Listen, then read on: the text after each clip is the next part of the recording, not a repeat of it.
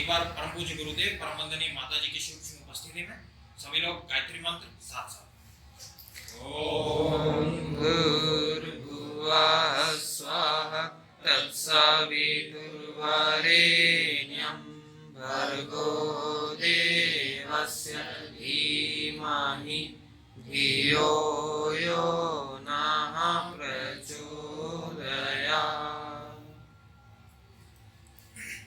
आज हम लोग पर्सनालिटी डेवलपमेंट की बात शुरू कर रहे हैं, तो पहले हम देख लेते हैं हम लोग आज क्या क्या सीखेंगे। कंटेंट्स में हम सीखेंगे कि पर्सनालिटी क्या होती है, ठीक है। उसके बाद कंपोनेंट्स, उसके बाद कैसे इसको इम्प्रूव किया जाए। जिसको नहीं दिख रहा है कोई दिक्कत नहीं है, मैं वही चीज जो लिखी है मैं वही बताऊंगा, ठीक है। उसके बाद यूथ, यूथ मतलब हम लोग युवा, युवा लोग क्या है, उनके आइडियल युवा एक भारत देश का या किसी भी देश का कैसा होना चाहिए। उसके बाद है गायत्री परिवार का छोटा सा इंट्रोडक्शन, क्योंकि बहुत सारे नए लोग आते हैं, उन लोग का हम गायत्री मंत्र करा देते हैं, सामूहिक साधना करा देते हैं, लेकिन उन लोग को ये नहीं पता होता है गायत्री मंत्र का मूल उद्देश्य क्या है, गायत्री मंत्र गायत्री परिवार क्यों स्थापित किया गया था, ठीक है ना। और उसके बाद यूथ सेल, कि यूथ सेल पूरे भारतवर्ष में या पूरे दुनिया में क्या काम कर रहा है, मतलब गायत्री परिवार का युवा या युवा संगठन क्या काम कर रहा है। क्योंकि हम यहाँ जोड़ तो लेते हैं, लेकिन उन लोग को पता नहीं होता है कि मूल उद्देश्य क्या है। एक्टिविटीज हम करा देंगे, लेकिन उन लोग को ये नहीं पता रहेगा कि हम लोग ये क्यों कर रहे हैं। थोड़ी देर के लिए उनको मजा जरूर आ जाएगा कि हाँ चलो अच्छी बात है, हमने अच्छा काम किया, लेकिन मूल उद्देश्य या जो लक्ष्य है वो पता होना चाहिए। उसी के लिए यहाँ पे हम लोगों ने कंपोनेंट यूथ सेल क्या करता है उसके बारे में हम जानेंगे। तो सबसे पहले हम जानेंगे व्हाट इज पर्सनैलिटी। पर्सनैलिटी क्या होती है, आप लोगों को क्या लगता है, कोई बता सकता है पर्सनैलिटी क्या होती है? लेमन टर्म में जिसको जो आता है वो बता सकता है।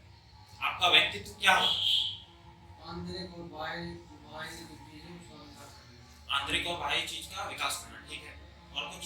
गुणों का विकास, सही बात। और बिहेवियर, बिहेवियर, ठीक है। और अपना चरित्र बनाना। चरित्र के बिना आप पर्सनैलिटी नहीं बना सकते। मूलभूत कारण चरित्र है, ठीक है। और आचरण, सही बात है, बिहेवियर, ठीक है। तो व्यक्तित्व, व्यक्ति प्लस तत्व, व्यक्तित्व का अगर आप तोड़ेंगे तो व्यक्ति प्लस तत्व मतलब व्यक्ति का वो तत्व जब व्यक्ति कहीं नहीं है तब भी उसकी चर्चा आसपास होती है, उसको कहते हैं व्यक्तित्व। देखिए हिंदी भाषा में आपको वर्ड में ही सब चीज मिल जाएगी। व्यक्तित्व, व्यक्ति प्लस तत्व मतलब व्यक्ति का वो मूलभूत सोर्स बोल सकते हैं जो एनर्जी सारी तरफ फैलाता है, उसी को पर्सनैलिटी कहते हैं, ठीक है। हम जब आजाद नहीं थे तब ब्रिटिशर्स ने पर्सनैलिटी का जो डेफिनेशन दी थी वो दिया था पर्सोना शब्द से। पर्सोना शब्द से पर्सनैलिटी निकला है। पर्सोना का अर्थ होता है मुखौटा मतलब मास्क, ठीक है। तो ब्रिटिशर्स मैकाले जब यहाँ पे आया था तब उसने पार्लियामेंट में कहा था कि भारत देश की संस्कृति ऐसी है और यहाँ के प्रत्येक व्यक्ति का चरित्र मतलब कैरेक्टर और पर्सनैलिटी इस तरह की है कि आप इसको तोड़ नहीं सकते। लेकिन मैं इसको तोड़ के दिखाऊंगा कैसे, यहाँ की शिक्षा पद्धति में बदलाव करके सबको नौकर बनाऊंगा और पर्सनैलिटी को एक मुखौटा बना दूंगा। तो ब्रिटिशर्स ने हम लोग को यह सिखाया कि पर्सनैलिटी का अर्थ होता है आप कपड़े कैसे पहनते हैं, आप चलते कैसे, आप देखते कैसे, है ना, आप सबके सामने कैसा बिहेव करते हैं, ये सब एक उसका पक्ष हो सकता है पर्सनैलिटी का। लेकिन पर्सनैलिटी का असली अर्थ जो भारतीय ऋषियों और परम पूज्य गुरुदेव ने बताया था वो कहा था कि पर्सनैलिटी का मूलभूत सोर्स है वो है चरित्र, और चरित्र का निर्माण होता है विचारों से। इसीलिए गुरुदेव ने गायत्री परिवार का जब निर्माण किया था या उसका जब संस्थापना की थी तो सबसे पहला उन्हें दिया था विचार क्रांति अभियान, कि विचारों से चेंज होके ही आपकी पर्सनैलिटी या व्यक्तित्व चेंज हो सकता है। यदि आप चाहें कि हम हाथ पैर अपने हाव भाव सही कर लें एक हद तक आप कर सकते हैं। जैसे अभी मैं आपको तुरंत एक एग्जांपल दे देता हूँ कि हाव भाव से कैसे आप पता कर सकते हैं किसी के बारे में। मान लीजिए कोई व्यक्ति आपके सामने बैठा है और यदि आपको पता लगाना है कि वो हमारी बातों में इंटरेस्टेड है कि नहीं या फिर वो मतलब खुले विचारों का है कि नहीं, तो जो भी व्यक्ति इस तरह से बैठा होगा क्रॉस करके अपने पैरों को, समझ लीजिए उसका विचारों का जो आप दे रहे हैं वो सुनने के इंटरेस्टेड नहीं है या वो लेना नहीं चाहेगा। क्यों? क्योंकि ये क्रॉस की नेगेटिव होता है। कई व्यक्ति ऐसे इस तरह से बैठे होंगे, इस तरह से बैठने का अर्थ है कि वो लोग ग्रहण करना चाहते हैं। तो ये सब पर्सनैलिटी के अंदर ही आता है। ये छोटी छोटी चीजें हैं जो लोगों को पता नहीं होती है। कई लोग हाथ इस तरह से मिलाते हैं, इसको बोलते हैं मरी हुई मछली का हाथ मिलाना, उनको इंटरेस्टेड नहीं है। कई लोग सीधा हाथ मिलाते हैं, ये परफेक्ट तरीका होता है। कोई लोग होते हैं जो इस तरह से हाथ मिला के दबाते हैं, वो होता है कि हम दूसरे से अपने आप को ज्यादा सुपीरियर समझते हैं। जो हाथ दबाता है वो सही तरीके का हाथ मिलाना होता है, सीधे हाथ मिलाना। और इस तरह का कि हम अपने आप को इंफीरियर समझते हैं और हमें आपसे बात करने में इंटरेस्ट नहीं है।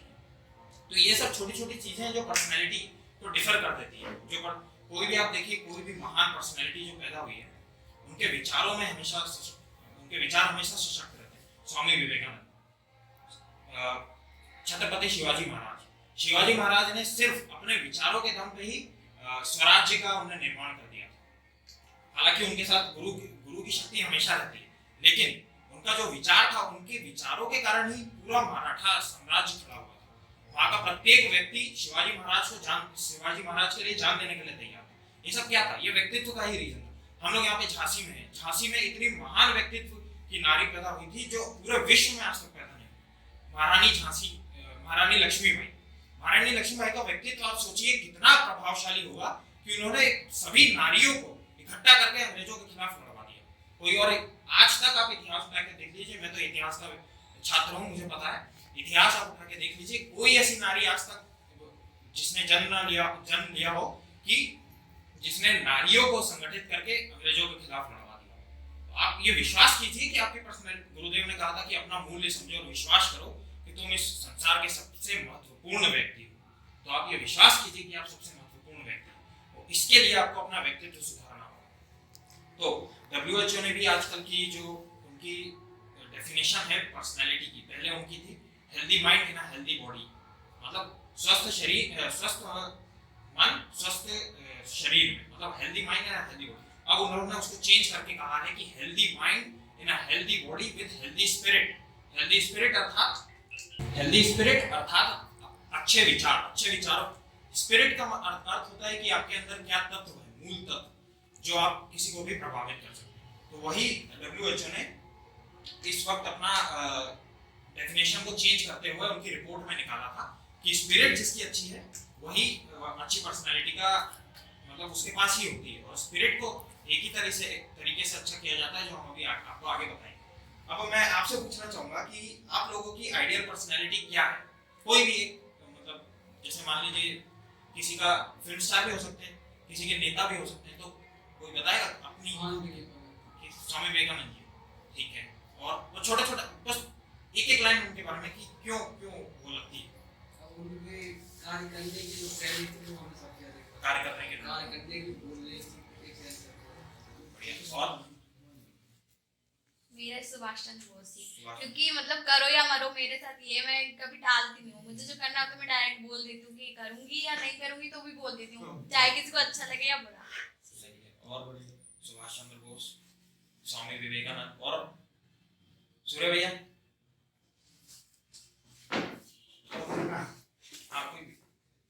गुरुजी देश की कमान, देश में क्या है, जब तक कमान नहीं संभाल लेंगे हम, नहीं आइडियल आइडियलिस्ट पर्सन जिसको भारत मेरा गुरुजी, इससे बढ़िया तो याद है सही है। सही बात है। विनोद भैया, गुरुजी, हमारे परम पूज्य गुरुदेव, क्योंकि हमारे जो आइडियल है भगवान श्री कृष्ण है, क्योंकि उन्होंने बिना किसी उसके एक गुरु की तरह उन्होंने अर्जुन का साथ दिया था। इसी तरह मैं तो मानता हूँ कि वही एक ऐसे हैं जो विचारों में परिवर्तन कर सकते हैं। वो हमारे स्वेच्छा कोई भी, कोई नहीं सोच लेना। आपका नाम? अनुष्का, आप बताइए। एक्टर वगैरह का नेम भी ले सकते हैं। हाँ ले सकते हैं, मैंने बोला ना कोई भी आइडियल हो सकता है। अक्षय कुमार, किस लिए 4 बजे उठता है इसलिए? ठीक है। अनूप? शिवाजी, शिवाजी, छत्रपति शिवाजी। हाँ, छत्रपति शिवाजी महाराज। विवेक भैया?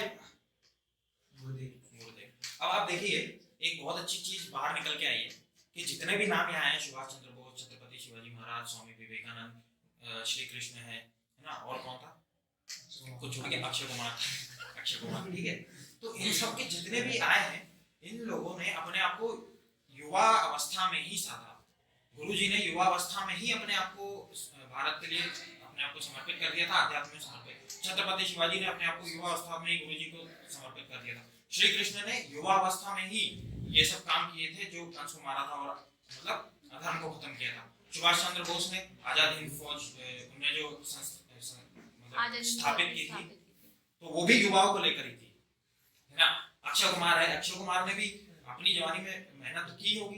तो ये चीजें हमें ये सीखा, अभी हम लोग भी युवा हैं, इसीलिए ये क्लासेस रखी गई है कि अपना पर्सनैलिटी डेवलपमेंट होता है, ठीक है। अब आप समझ गए कि पर्सनैलिटी क्या होती है। पर्सनैलिटी आपके विचारों का ही प्रतिबिंब है, ठीक है। अगर लेमन शब्द में कहें कि आपके जो विचार हैं वही आपकी पर्सनैलिटी बनाते हैं, और कैसे बनाते हैं उसका पूरा प्रोसेस है जो अभी आपको बताते हैं, ठीक है। अब आते हैं कंपोनेंट्स, यही उस चीज का प्रोसेस है जो पर्सनैलिटी को बनाते हैं।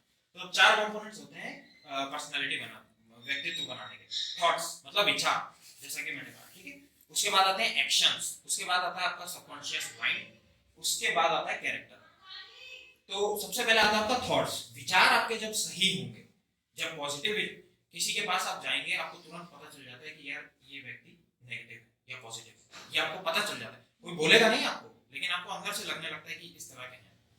तो विचार, अब ये क्यों होता है इसका भी एक रीजन है, ठीक है। विचार से क्योंकि एक्शन बनते हैं, जैसा कि मैंने बताया, अगर कोई क्रॉस करके बैठा है तो आपको समझ में आ जाएगा कि ये इंटरेस्टेड नहीं है। ऐसी बहुत सारी बॉडी लैंग्वेजेस हैं जो केवल माइंड से बनती है, जिसको हम आगे की क्लास में बताएंगे, ठीक है।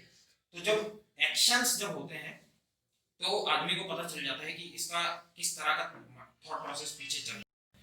क्या पता सामने वाले को पता हो कि आप इस तरह से हाथ मिलाते हैं तो इस पे इंटरेस्टेड नहीं है वो, इसीलिए आप सही तरीके से हाथ मिलाएंगे। उसके बाद आता है यही एक्शंस आपके सबकॉन्शियस माइंड में एक इफेक्ट पैदा करता है। सबकॉन्शियस माइंड वो होता है जो आप कॉन्शियसली जब काम, मान लीजिए आप कॉन्शियसली काम कर रहे हैं, लेकिन आप कॉन्शियसली डाइजेशन तो आप लोग नहीं करवाते, डाइजेशन तो अपने आप होता है, ठीक है। विचार, सपने अपने आप आते हैं, जो सपने आते हैं वही सबकॉन्शियस माइंड, और सपने आते हैं आपके विचारों के कारण। मोस्ट ऑफ द टाइम आप जो जिस पूरे दिन भर जिसमें आप भ्रमण करते रहेंगे, जो विचार सोचते रहेंगे, उसी से रिलेटेड मिलता जुलता आपको सपना आता है। ऐसा कभी नहीं होगा कि कोई महान, कोई एलियन का सपना आपको आ जाएगा, उसी से कुछ ना कुछ मिलता जुलता आपको सपना जरूर आएगा, ठीक है। हम सबकॉन्शियस माइंड की बात कर रहे थे कि सबकॉन्शियस माइंड में वही विचार आप जो कंटिन्यू जिसके बारे में सोचते हैं, इसीलिए कहा जाता है कि अच्छे विचारों के साथ रहिए, अच्छे दोस्तों के साथ रहिए, अच्छे लोगों के साथ रहिए। क्यों?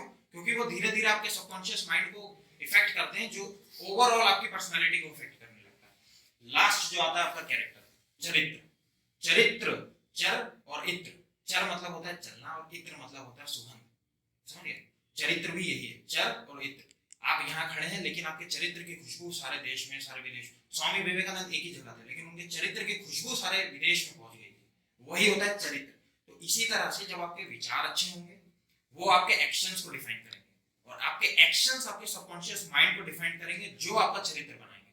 अल्टीमेटली जो आपका पर्सनैलिटी बनेगी वो इन्हीं 4 कंपोनेंट से बनेगी। इसीलिए थॉट्स के लिए यहाँ पे विचार क्रांति अभियान गुरुजी ने शुरू किया था। विचार क्रांति अभियान क्यों? क्योंकि उन्होंने 3200 पुस्तकें लिखी, और प्रत्येक पुस्तक में आपको वो प्रकाश मिलेगा जो किसी पुस्तक में नहीं। क्यों, कैसे मिलेगा? क्योंकि वो सत्य पर आधारित है और तत्वदर्शी है। मैंने, आप बहुत सारे लोग यहाँ पे थीसिस करके बैठे होंगे पीएचडी की, तो जब भी थीसिस की जाती है तो उसकी एंटी थीसिस भी आती है कि आपने ये कहा, उसका कोई आपको रिप्लाई करेगा कि नहीं ये गलत है। 3200 पुस्तकें गुरुदेव ने लिखी है। आज तक कोई ऐसा स्कॉलर यहाँ इस धरती पे तो नहीं आया है जिन्होंने उनकी कही हुई बात को एंटीथीसिस में लिया हो, क्योंकि वो सत्य है, इसलिए उसका कोई एंटीथीसिस अभी तक आ नहीं पाया है। तो मेरा यही कहना है कि आप अपने पहले विचारों को सही कीजिए। उसके लिए क्या क्या प्रोसेस है वो सब अभी आपको बताएंगे, ठीक है। 4 कंपोनेंट्स आपको याद रखने हैं, क्या क्या? थॉट्स, एक्शंस, उसके बाद आपका सबकॉन्शियस माइंड। सबकॉन्शियस माइंड आपके हाथ में नहीं है, ठीक है, वो आपके केवल माइंड पे ही, आपके विचारों पे ही वो असर कर, मतलब उसी से असर होता है। आप कुछ सोच रहे हैं, वो धीरे धीरे आपके सबकॉन्शियस माइंड में आने लगे। आप नहीं, तो आप कंटिन्यू नेगेटिव बोलते रहिए, कंटिन्यू आप बोलते रहिए नहीं नहीं नहीं नहीं नहीं नहीं नहीं, तो आपका वो धीरे धीरे देखना, आपका अगले दिन आपको सो के जब आप उठेंगे, आप कोशिश कर सकते हैं कि आप रात को अच्छा सोच के सोइए, आप सुबह एनर्जाइज उठेंगे, और रात को सोच के सोएंगे कि अरे यार मेरे साथ कल सब खराब होगा, आपको सुबह उठने का मन ही नहीं करेगा। अगर आप 4 बजे का अलार्म लगाएंगे तो आप 6 बजे के पहले उठ ही नहीं सकते। अगर आपको ट्राई करना है तो आज जाके आप ट्राई कर लेना, ठीक है। तो इसीलिए विचारों का बहुत महत्व है पर्सनैलिटी बनाने में, ठीक है। कंपोनेंट्स होगा। अब आता है हाउ टू इम्प्रूव। तो एक बहुत अच्छा कोट है, अब ये किसने कहा था मुझे नहीं पता, लेकिन मुझे पसंद आ गया तो मैंने रख लिया, कि the person you will become in future depends on the first the books you read. आप किस तरह की बुक्स पढ़ते हैं, अच्छी पढ़ते हैं तो अच्छे बनेंगे, आप मैगजीन पढ़ेंगे तो मैगजीन वाले बनेंगे, कोई दिक्कत नहीं। ठीक, the movies you watch, movies में आपकी सभी अभी क्योंकि डिजिटल प्लेटफॉर्म ज्यादा हो गया है तो आप जो भी देखें, यूट्यूब पे जो देखते हैं वीडियोस, आप जो देखते हैं, कोई देखता होगा इंस्पिरेशनल वीडियोस, कोई देखता होगा पिक्चर ही देखता रहता होगा दिन भर। पिक्चरों का भी जॉनर होता है, जो अच्छी पिक्चर होती है वो भी देखी जा सकती है, बुरी पिक्चर भी देखी जा सकती है। ठीक है, द पर्सन यू फॉलो, आप कौन से पर्सन को फॉलो करते हैं, कोई स्वामी विवेकानंद को फॉलो करेगा तो वो उनके जैसे बनने की कोशिश करेगा, है ना। अब आप फॉलो ही किसी ऐसे व्यक्ति को करेंगे जो आपका पड़ोसी हो तो आप उससे भी नीचे गिरेंगे। ठीक है, और उसके बाद है the friends you hang around with, आपकी संगति कैसी, आपकी संगति, आप टीचर के साथ 2 घंटे रह सकते हैं, 4 घंटे रह सकते हैं, 5 घंटे, अपने पेरेंट्स के साथ आप लोग रहेंगे ज्यादा से ज्यादा 3, 4, 5 घंटे, आपके दोस्तों के साथ आप रहते हैं 8 से 10 घंटे। 8 से 10 घंटे वो लोग जो आपको बात कर रहे हैं, आप लोग जो विचार कर रहे हैं, आप लोग जो भी कर रहे हैं, वो सब आपके पर्सनैलिटी पे इफेक्ट करता है धीरे धीरे, भले ही आपको पता ना चले, लेकिन उनकी आदतें आप में आने लगती है। इसीलिए कहा जाता है कि अच्छी संगति में हमेशा भी अच्छी संगति में रहना चाहिए, हमेशा अच्छी संगति का ही वो करना चाहिए। तो ये डिपेंड करता है रीडिंग। सबसे पहले आपको अच्छी अच्छी पुस्तकें पढ़नी होगी, उसके लिए आप इतनी सारी पुस्तकें इस पूरे ब्रह्मांड में हैं कि आप चाहें तो एक हफ्ते में कम से कम 10 या 20 या 50 पुस्तकें पढ़ेंगे तब भी आप खत्म नहीं कर सकते, इतनी पुस्तकें हैं। लेकिन हम पढ़ते नहीं है, क्यों? कोई बता सकता है क्यों नहीं पढ़ते हम लोग? जबकि हमें पता है कि रीडिंग से ही आपका माइंड का विकास होगा, लेकिन हम क्यों नहीं पढ़ते? कोई भी रीजन? टाइम नहीं है, आदत में नहीं। आदत में नहीं है। आदत कहाँ से बनती है? विचारों से। हाँ, आज के समय में कोई पुस्तक पढ़ना नहीं चाहता है। पुस्तक पढ़ना नहीं चाहता है, क्यों? क्यों? वही क्यों नहीं? मैक्सिमम लोग, इंटरेस्ट नहीं है, कोई जानता नहीं है इसलिए। आप धीरे धीरे जब अच्छी पुस्तकें पढ़ेंगे तो आपका लक्ष्य क्लियर होता जाएगा, वो भले ही सांसारिक हो, आध्यात्मिक हो या फिर भौतिक हो। स्वामी विवेकानंद को लोग इतना क्यों मानते हैं? क्योंकि उनका लक्ष्य क्लियर था। छत्रपति शिवाजी का लक्ष्य क्लियर था कि मुझे यहाँ पे स्वराज्य लाना है, उनका लक्ष्य क्लियर था, इसीलिए उनको कोई डिस्ट्रैक्शन आ नहीं पाता था। छोटी से छोटी या बड़ी से बड़ी मुसीबत भी आती थी तो वो उसको पार कर जाते थे, क्योंकि उनको पता था कि हमें ये पार करना है, ये चाहिए।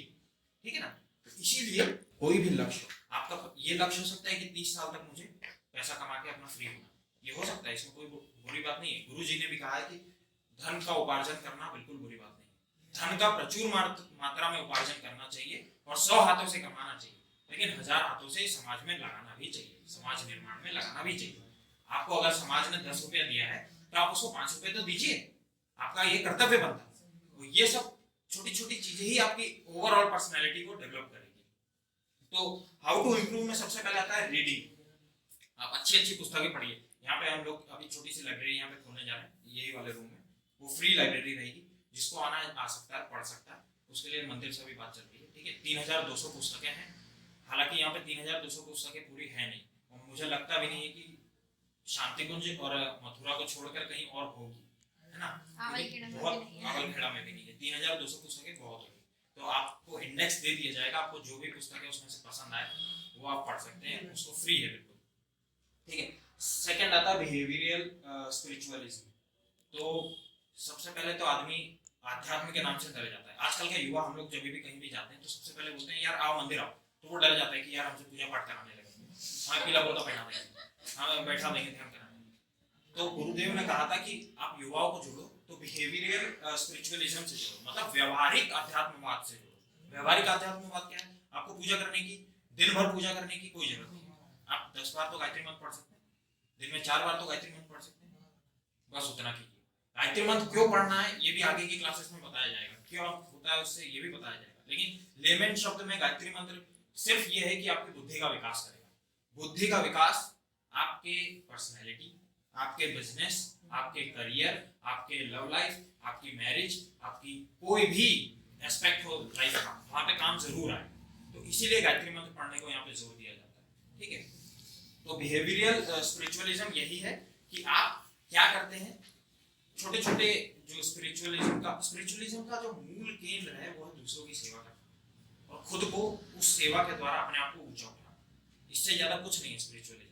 पूजा पाठ ये सब तो अपनी जगह है, लेकिन दूसरों को उठाना और खुद भी उठना, यही स्पिरिचुअलिज्म का मूलभूत सिद्धांत है, जो गुरुदेव ने कहा था कि यही इसी के द्वारा हम पूरे देश का या पूरे विश्व का निर्माण करें।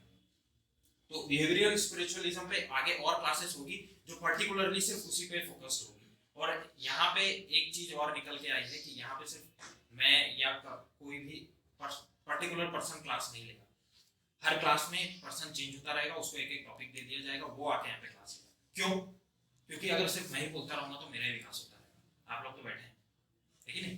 तो यहाँ पे आके जब कोई बोलना सीखेगा, एक बार गलती करेगा, 2 बार गलती करेगा, तीसरी बार उसका कॉन्फिडेंस अपने आप बढ़ जाएगा। इसीलिए हम लोग छोटे छोटे टॉपिक्स देंगे, साथ में बुक्स भी प्रोवाइड करेंगे कि आपको इसमें से मैटर है, आप अपने तरफ से भी कुछ मैटर ले आइए और यहाँ पे आके बोलिए।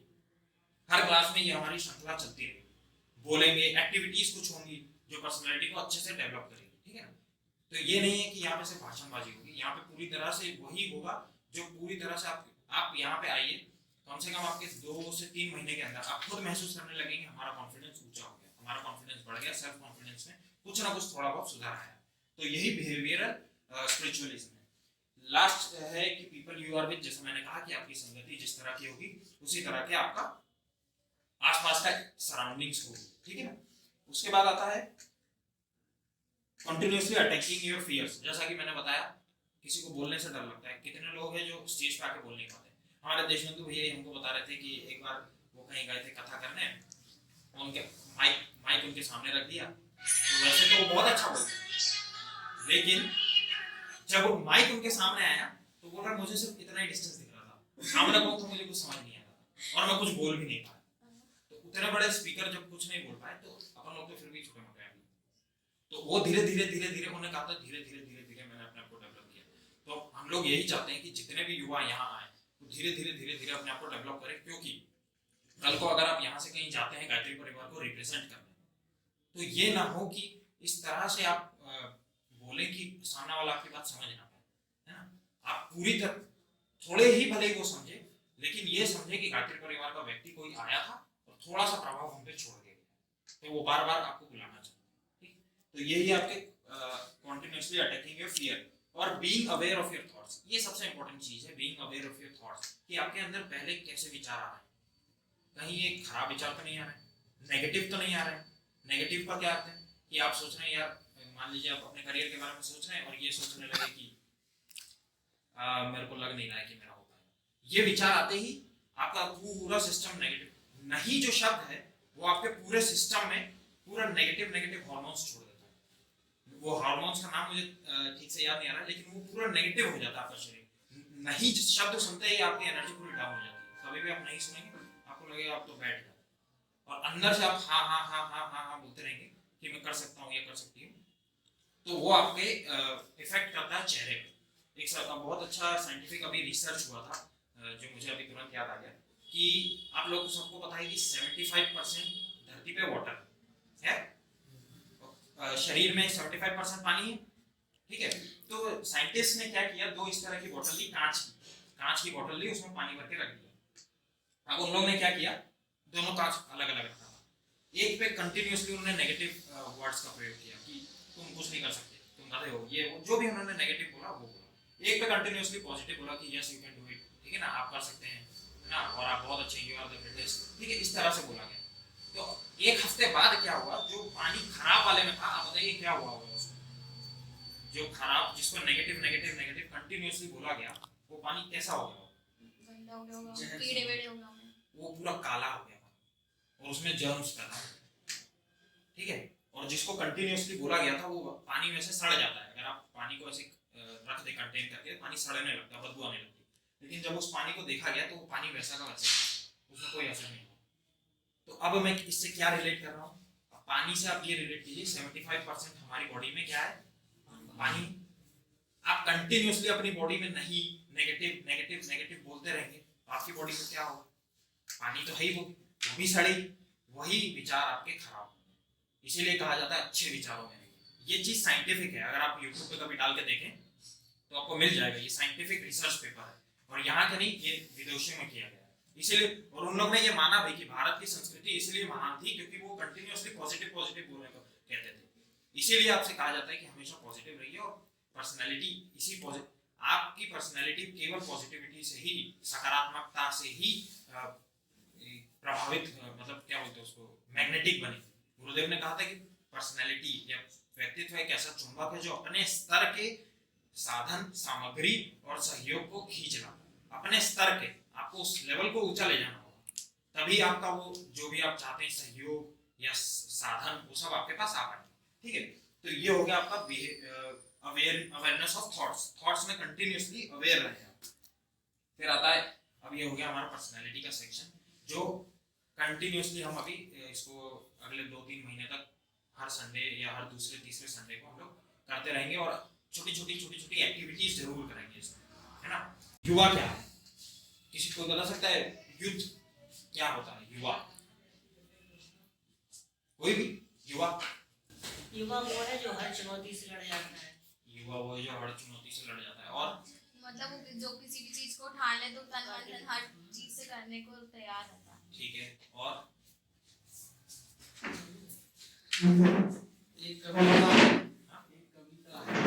हाँ जिनका जो उसमें बताती है, अश्मिरती नहीं उसकी है अलग है, वो पत्थर से वो सुनने से कुछ ध्यान दबा पत्थर से वो मार दिया, लोग का जीवन हमारे नस नस में वो लहर आती है, तभी तभी जवानी जवानी बात कोई बात है ना। तो युवाओं के लिए यही चीज है कि फिर से एक बार पत्थर सीधो मांसपेशियां, लोहे लोहे से दंड प्रज्वल अभय, नस नस में वो लहर आती है, तभी जवानी पाती है। ठीक है, तो युवा क्या होता है? परम पूज्य गुरुदेव ने कहा था कि युवा वो होता है, युवा को उल्टा कर दिया वायु होता है। वायु कहीं भी जाती है अपना असर जरूर छोड़ के जाएगी, और तेज वायु होगी तो जरूर अपना असर या तो कुछ ना कुछ तोड़ फोड़ करेगी, या तो आप तोड़ फोड़ तो करेगी जरूर। अब ये चीज यहीं पे गायत्री परिवार में यही चीज हम लोग ने नोटिस की कि साला युवाओं के पास इतनी एनर्जी है, लेकिन उनके पास क्या नहीं है? डायरेक्शन इंडिया नहीं। में टाइम तो सबके पास है, लेकिन निकाल टाइम सबके पास उनके पास धारा तो है, लेकिन दिशा नहीं, दिशा नहीं। अस्त व्यस्त। आप उसी को दिशा दे दीजिए तो वो आपकी एनर्जी बना सकती है। बिजली आपकी विंड टरबाइन यही करती है और कुछ नहीं करती है। तो इसी तरह से युवा क्या, संस्कृत में कहता है युवैव धर्मशील स्यातु, मतलब युवा अवस्था से ही धर्मशील बनिए। क्यों? इसी चीज के लिए कि आपकी पर्सनैलिटी युवा से ही, कि जितने भी महान लोग इस देश पे हुए हैं या कहीं और हुए हैं, उन लोगों का युद्ध, उन लोगों का जो यंग एज में उन लोगों ने अपने आप को संवारा था। आप बुढ़ापे में नहीं संवार सकते। बुढ़ापे में पेड़ का तना कमजोर नहीं, मजबूत हो जाता है, आप उसको मोड़ नहीं सकते। मोड़ के कब सकते हैं? जब वो पौधा है, तभी आप उसको मोड़ सकते हैं। इसीलिए कहा जाता है कि युवैव धर्मशील से। अब आता है कि आइडियल यूथ कैसा हो, तो आइडियल यूथ की कुछ क्वालिटीज होती है जो संस्कृत में ही कही गई थी कि युवैव धर्मशील स्यातु और आशिष्ठ हो। ठीक है, दृढ़निष्ठ हो और बलिष्ठ हो। आशिष्ठ हो मतलब आशावान, हमेशा पॉजिटिव सोचने वाला, विधेयात्मक चिंतन करने वाला, सकारात्मक चिंतन करने वाला, वो है आशावान। तो युवा कभी भी, आप किसी भी मतलब क्या बोलते हैं उसको, एनर्जाइज युवा के पास जाएंगे, वो कभी नेगेटिव बात नहीं करेगा। अगर आप उसके पास नेगेटिव थॉट लेके भी जाएंगे तो वो उसको पॉजिटिव में चेंज कर देगा। ये उसकी क्वालिटी होती है। ठीक है, युवाओं की ये क्वालिटी होती है। आशिष्ट हो, फिर दृढ़निष्ठ हो, कि उसने अगर सोच लिया कि ये करना है, सुभाष चंद्र बोस ने, कृतिका ने सोच लिया कि ये करना है तो फिर करना है। ठीक है, ये होता है दृढ़निष्ठ हो। फिर बलिष्ठ हो, वो तन और मन से दोनों तरह से, दोनों जगह से बलवान होता है। बलवान मतलब उसकी जो विल पावर होती है वो स्ट्रांग होता है। जैसे भाई साहब ने बताया था कि विल पावर नहीं है पढ़ने के लिए, रीडिंग के लिए विल पावर की जरूरत पड़ती है। आदत और विल पावर, ये दो चीजें हैं जो आपको जिंदगी में हमेशा सफल करेगी। आपकी अगर आदत खराब है और विल पावर है, तो आप, ये हो सकता है कि विल पावर से अपनी आदत चेंज कर सकते हैं। इसीलिए ये दो चीजों का हमेशा समन्वय रखना है, आदत और विल पावर, हैबिट्स और विल पावर, ये दो चीज हमेशा रखनी है। तो आइडियल यूथ कैसा होता है? आशिष्ठ हो, दृढ़निष्ठ हो और बलिष्ठ हो। आशावान मतलब पॉजिटिव, दृढ़निष्ठ हो मतलब दृढ़, कि अगर मैंने सोच लिया है ये करना है तो करना। ठीक है, लेकिन सही चीज, ये नहीं कि गलत चीज सोच ली है और मुझे करना। ठीक है, और लास्ट आशिष्ठ हो, दृढ़निष्ठ हो और बलिष्ठ हो, बलवान, मन और तन दोनों तरफ से बलवान। स्वामी विवेकानंद ने कहा था कि अगर आपको गीता पढ़ने से ज्यादा फुटबॉल खेलने में मजा आता है तो आप जाके फुटबॉल खेलिए। गीता पढ़ने से आपको कोई लाभ, क्यों? क्योंकि शरीर भी बलवान होना चाहिए। युवावस्था में आपका शरीर बलवान नहीं है तो कब आप बुढ़ापे में करेंगे? तो बुढ़ापा, युवा अवस्था का अर्थ ये है कि आपका माइंड कब तक अच्छी चीजें सोच सकता है, आशावान रह सकता है, वही युवा अवस्था। शरीर से युवा अवस्था का कोई लेना देना नहीं। आदमी 10 साल 20 साल 50 साल के बाद भी युवा रह सकता है, 60 साल का व्यक्ति भी युवा रह सकता है और 20 साल का व्यक्ति भी बुढ़ा हो जाता है। कैसे? उसकी क्योंकि सोच पुरानी है, सोच कंटिन्यू अपनी नहीं रखना चाहिए। और वही चीज पढ़ने से आपका होराइजन खुलता है, नई नई चीजें पढ़ेंगे आप तो उसका होराइजन खुलेगा। इसीलिए 3200 पुस्तकें, अभी भी कुछ भी कोई भी टॉपिक आप उठा के देख लीजिए, आपको वो टॉपिक पे मतलब मिल ही जाएगा यहाँ पे। इस तरह से नहीं कि कोई टॉपिक यहाँ मिलेगा। तो आइडियल यूथ के लिए आपको कंटिन्यूअसली अपनी पर्सनालिटी को रिफाइन करना होगा, प्रतिभा परिष्कार, अपनी कैपेबिलिटीज को बढ़ाना होगा कंटिन्यू। वही चीज यहाँ पे हम धीरे धीरे करेंगे, ठीक है। फिर आता है देखिए इंडियन क्रिएटिविटी। मैं बताता हूँ इंडियन क्रिएटिविटी और इंडियन कल्चर में कितनी अच्छी अच्छी चीजें थी जो आज का युवा भूल गया। जैसे कि मैंने बताया, मैकलवे जब आया था तो उसने यहाँ पे शिक्षा पद्धति को खराब किया था। जो भी हिस्ट्री का स्टूडेंट है वो ये जानता होगा कि उसने यहाँ की शिक्षा पद्धति को बोला था मैं खराब कर दूंगा, बर्बाद कर दूंगा, और उसी से यहाँ पे फिर वो होगा। तो देखिए अब मैं आपको बहुत अच्छे एक जगदीश चंद्र बसु ने क्या किया था, किसी को पता है? पौधों में जीवन किसने ढूंढा था? हाँ, जगदीश चंद्र बसु ने। अब वो इससे एक कदम और आगे गए, जो पूरे ब्रह्मांड में कोई नहीं सोच सकता था वो उन्होंने किया था। क्या? उन्होंने कहा था कि मैं प्रूव कर दूंगा कि इस मेटल में भी जान होती है। ये कोई कर सकता? नहीं कर सकता। मैं बताता हूँ कैसे। उन्होंने प्रूव करना चाहा था कि मेटल में जान होती है। आप अगर लोहे पर साइनाइड टपकाएंगे तो डर के मारे लोहा कांपने लगेगा। ये उन्होंने प्रूव किया था, बकायदा उनका रिसर्च पेपर। लेकिन उनकी डेथ हो गई या जो भी उनका सर्टेन सर्कमस्टेंसेस थे वो कंप्लीट नहीं कर पाए। बहुत कुछ करना चाहे फिर हो नहीं पाए, है ना। तो जब एक मैं आपको बताता हूँ आशावान क्या होता है या कॉन्फिडेंस क्या होता है युवा। तो जब वो अमेरिका गए, उन्होंने कहा कि मैं इसको प्रूव करूंगा, तो उन्होंने कहा चलो प्रूव करो। तो उन्हें दिया गया एक लोहा और एक बोतल में साइनाइड। तो उन्होंने जब साइनाइड को लोहे पे डाला तो लोहा कुछ नहीं हुआ, वो जैसा का था वैसा का वैसे ही रह गया। तो जितनी असेंबली के लोग थे सब हंसने लगे।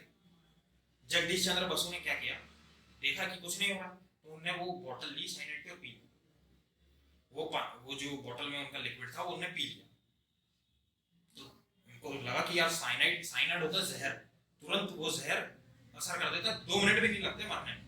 उन्होंने पी लिया तो सब सोचने लगे कि अब तो ये हो गया इनका काम। लेकिन वो तब तक थोड़ी देर रह गए, खड़े रहे उन्हें।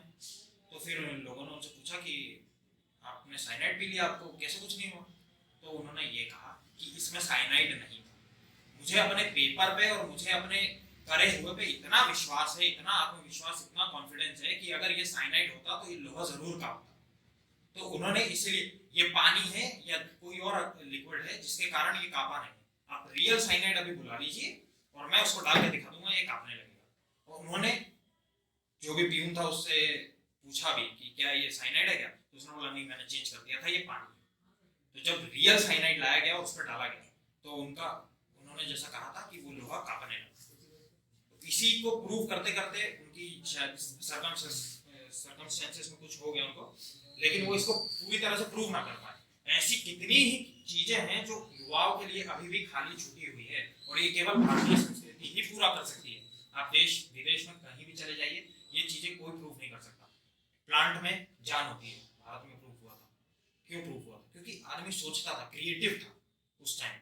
अभी हमारी क्रिएटिविटी मर गई है, अभी हमें सिर्फ नौकर बना दिया गया है। मैकलवे ने कहा था कि मैं यहाँ पे नौकरशाही शुरू कर दूंगा, सबको नौकर बना दूंगा। इसीलिए यहाँ की क्रिएटिविटी खत्म हो गई। आपको क्रिएटिविटी को फिर से जगाना होगा, और ये चीजें दिखेंगी नई नई चीजें पढ़ने से और करने से।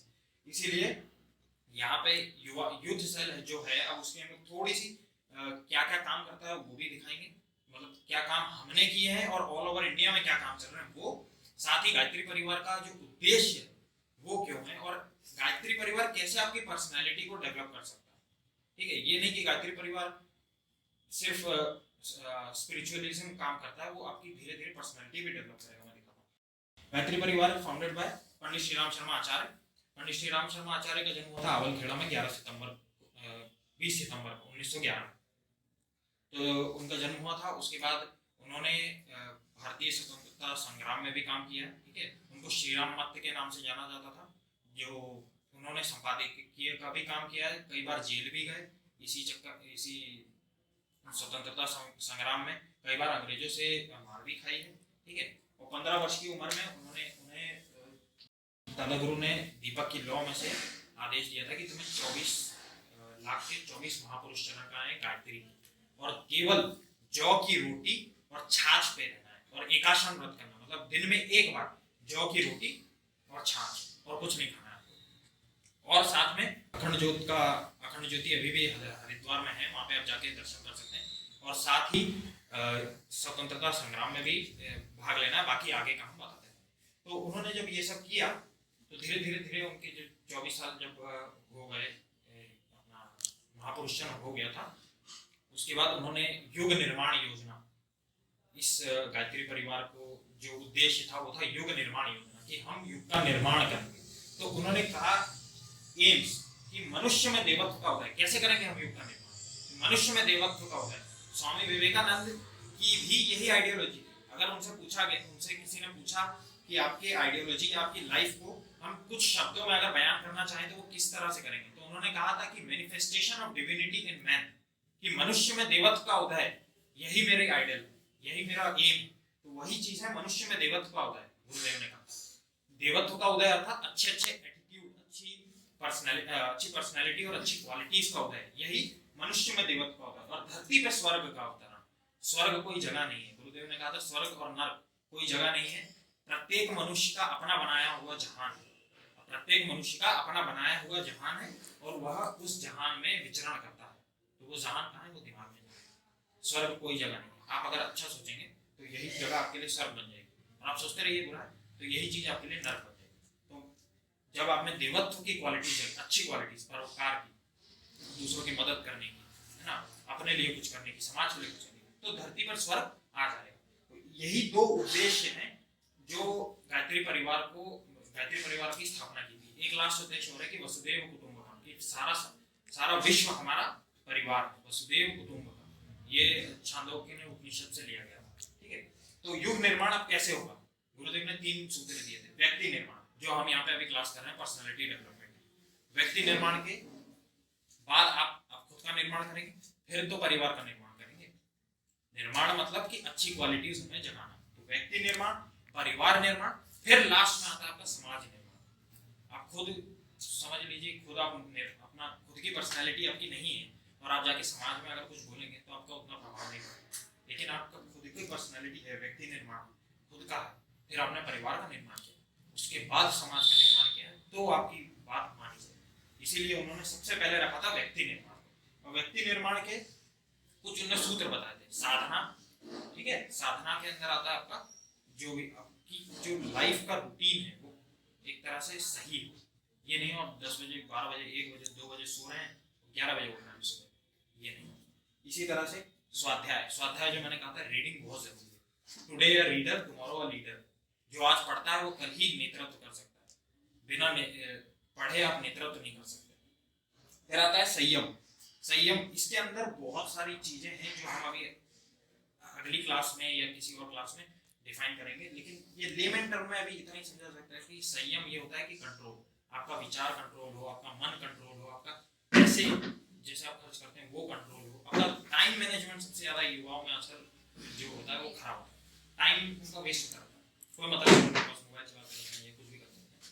तो वो चीजें संयम से आती है। और सेवा सबसे उच्चतम आप कह सकते हैं कि अध्यात्म है। सेवा जब आप करेंगे तो आपका खुद ब खुद रिफाइनमेंट होता रहेगा। इसीलिए कहा जाता है कि सेवा से बड़ा कोई धर्म नहीं है ना। तो सेवा ये है। तो ये लेमन टर्म में गायत्री परिवार का यही इंट्रो है, जो इसके शब्द सूत्री कार्यक्रम भी है। जिसको भी अगर चाहिए तो वहाँ यहाँ से पेपर मिल जाएगा, उसमें कोई वो नहीं है।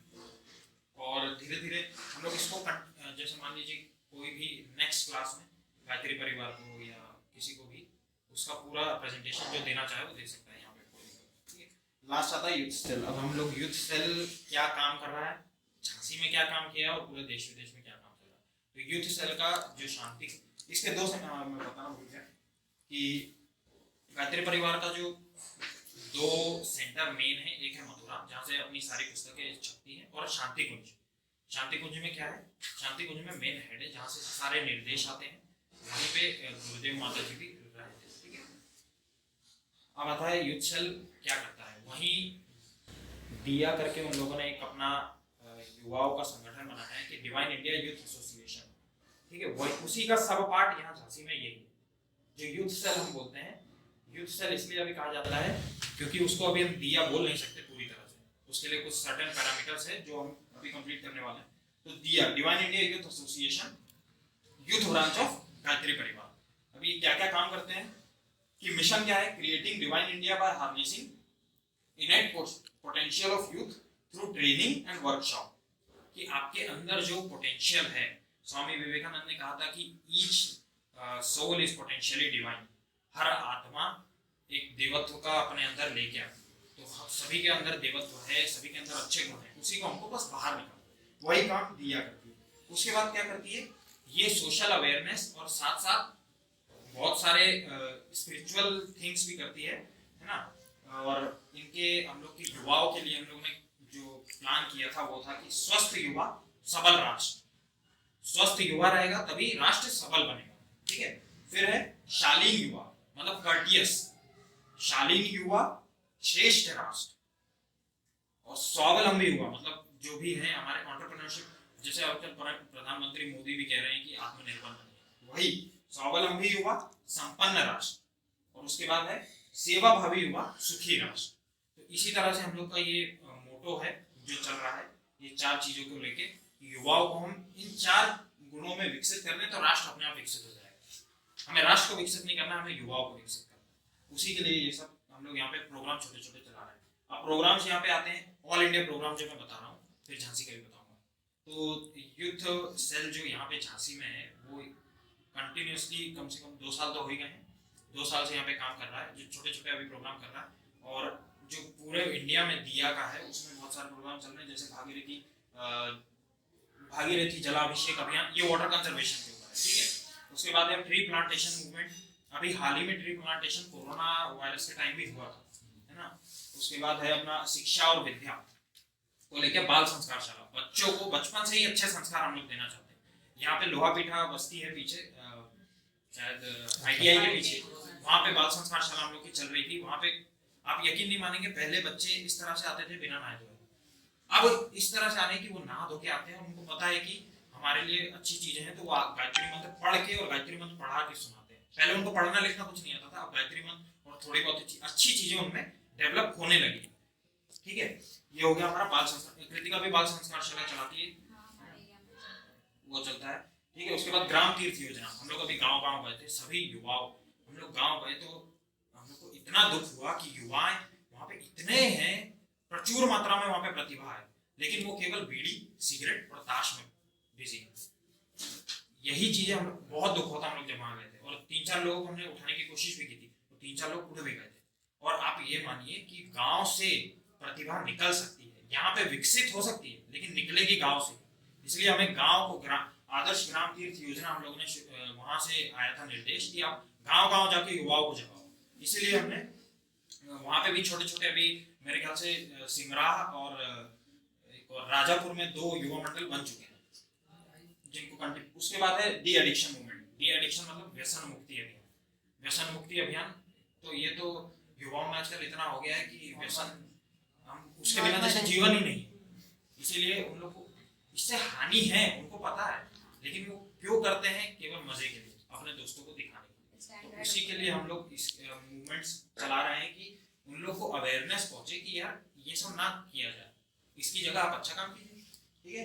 फिर गर्भ संस्कार है, डिवाइन वर्कशॉप है। डिवाइन वर्कशॉप में बहुत सारी अपनी छोटी छोटी एंटरप्रेन्योरशिप की क्लासेस दी जाती है शांति कुंज में। आपको छोटे छोटे कॉटेज बिजनेसेस जो होते हैं वो वहाँ पे सिखाए जाएंगे, आप यहाँ के फिर उसको कर सकते हैं। तो वो एक तरह से आपका स्वावलंबी युवा बन जाए, ठीक है। उसके बाद है निर्मल गंगा जन अभियान की, गंगा की साफ सफाई करनी। अब क्या बोलते हैं, झांसी में हम लोग ने जो जो काम किए हैं मैं आपको थोड़ा सा वो बता देता हूँ कि प्लांटेशन ड्राइव हुआ था 2 साल पहले, जिसमें हम लोगों ने 1000 प्लांट लगाए थे। कौन सी नदी है, नहर, जो कैनाल है पहुंच कैनाल के बगल में नीम के पेड़, उसके उस तरफ गांव जो है वहाँ पे हम लोगों ने नीम के पेड़ लगाए थे, ठीक है। बाल संस्कारशाला हम लोग की कंटिन्यूसली चल रही है। मैरिज गार्डन में आप जाएंगे तो कहीं जगह देखेंगे कि खाने के पोस्टर्स लगे होंगे कि खाना वेस्ट मत कीजिए, वो भी यूथ सेल द्वारा किया गया था। उसके बाद 13 अप्रैल या जुलाई के पिछले साल यहाँ पे बहुत बड़ा वाटर कंजर्वेशन मूवमेंट का सेमिनार हुआ था। 13 अप्रैल को वाटर कंजर्वेशन का सेमिनार हुआ था, जो शांति कुंज से वाटर कंजर्वेशन की टीम आई थी, उन्होंने यहाँ पे पैरामेडिकल में सेमिनार दिया था। उसके बाद जो क्लॉथ कलेक्शन ड्राइव हुआ था हम लोग का, ठंड में सबको ब्लैंकेट्स और ये सब बांटे गए थे। पिछले साल हुआ था। इस साल कोरोना के टाइम पे इस साल भी कोरोना के टाइम पे संजीव अंकल के नेतृत्व में सभी लोग को खाना दिया गया था, जो भी यहाँ से जा रहे थे, है ना, खाना, खाने के पैकेट और बहुत सारी मदद की गई थी। अभी हम लोग का आगे का प्लान ये है कि पर्सनालिटी डेवलपमेंट की क्लास चलेगी, साथ ही 2 संडे को यहाँ पे एक्टिविटीज हो बाहर फील्ड में जाके, तो वो एक्टिविटीज की जो इन्फॉर्मेशन है वो आपको पहले ही दे दी जाएगी, ठीक है ना। तो यही हम लोग का जो मूल उद्देश्य है कि युवाओं के बीच में अपने आप को, मतलब युवाओं को उठाना। अब एक लास्ट जो पॉइंट बचा है वो फ्लेम, ये किसी को पता नहीं, यहाँ से पास वालों को दिख रहा होगा फ्लेम। फ्लेम क्यों लिखा मैंने कि गायत्री परिवार या यूथ सेल में जुड़ने का ये मतलब नहीं कि आपको यहाँ कुछ देना है, ये केवल आपकी पर्सनैलिटी आपके लिए है, आप लोगों के लिए, ठीक है। तो फ्लेम ये आपकी 5 चीजों को रिफाइन करेगा। Flame, FLAME, flame. F से आता है आपका फिटनेस, आप यहाँ काम करेंगे, कुछ ना कुछ करेंगे तो आपकी फिटनेस तो होगी, ठीक है। L से आता है आपका लर्निंग स्पिरिट। 3200 पुस्तकों में से 3200 का 10% कितना होता है? होने भाई कैलकुलेशन होती है, बताओ 3000 वाला 3000 का 10% बिना कैलकुलेटर के मोबाइल में खोलना है। 320 ठीक है, 320 पुस्तकें कोई पढ़ सकता है क्या? 3 पुस्तकें तो पढ़ सकते हैं, 3 पुस्तकें 30 पुस्तकें पढ़ सकते हैं। तो लर्निंग स्पिरिट में यही होगा कि आपकी लर्निंग कैपेसिटी बढ़ जाएगी। 3200 पुस्तकें आप पढ़िए तो आपकी लर्निंग कैपेसिटी बढ़ जाएगी, ठीक है। F से हो गया फिटनेस, L से हो गया लर्निंग। फिर आता है आपका A से आती है आपकी अवेयरनेस। आप जब भी सोसाइटी में निकलेंगे आपको अवेयरनेस हो जाएगी, आपको पता चलेगा कि सोसाइटी में क्या चल रहा है और हमें इसके लिए क्या करना चाहिए। हम लोग, जैसे मैं बता रहा था, हम लोग गांव गए थे, वहाँ पे हमको पता चल गया कि यूथ के साथ ये प्रॉब्लम है कि वो खाली बैठा हुआ है। उनके लिए वहाँ पे कॉटेज इंडस्ट्री आपको ले जाने का इतना बड़ा अपॉर्चुनिटी है, इतनी बड़ी इंडस्ट्री है कॉटेज इंडस्ट्री, कि आप यहाँ से अगर गाँव में कॉटेज इंडस्ट्री ले जाते हैं तो आप पूरी तरह से उसको संचालित कर सकते हैं। उसके बाद है M मतलब मोटिवेशन। वही मैंने कहा 3200 पुस्तकें पढ़िए, प्रत्येक पुस्तक में आपको वही प्रकाश मिलेगा जो किसी भी मोटिवेशनल वीडियो में मिलता है। और E से एंटरप्रेन्योरियल स्पिरिट, जो मैंने आपको बताया था कि एंटरप्रेन्योर की पिछली क्लास हुई थी, वो और भी कंटिन्यू हो, ठीक है। एक लास्ट जो यहाँ से टेक अवे आपका होना चाहिए, एप्लार होना चाहिए। एप्लार मतलब affirmative prayers leads to affirmative results. तो अगर आपको यहाँ से एक चीज इस क्लास से अभी ले जानी है कि आप पॉजिटिव प्रेयर्स कीजिए जो पॉजिटिव रिजल्ट आपको देंगे। ये नहीं है कि आप एक रात करेंगे, अगले दिन से आपको ये लगने लगेगा कि हमारी पर्सनैलिटी हो गई। कंटिन्यूसली आपको करना होगा, क्योंकि वो धीरे धीरे ही आदत में आता है। जैसे कि आदत पढ़ने की आदत नहीं होती है, लेकिन धीरे धीरे आप कंटिन्यू एक समय पर पढ़ेंगे तो वो आपकी आदत बन जाएगी। इसलिए एप्लार और फ्लेम, ये 2 चीजें अगर कोई आपको पूछता है कि यूथ सेल में जुड़ने से क्या फायदा है, क्या हो, तो ये 2 चीजें आपको याद रखनी चाहिए। और बाकी हमारे मूवमेंट्स तो है। तो इसी के साथ अगले बार की जो क्लास होगी या सेशन होगा वो कोई और लेगा, लेकिन वो टॉपिक पहले से उसको दे दिया जाएगा।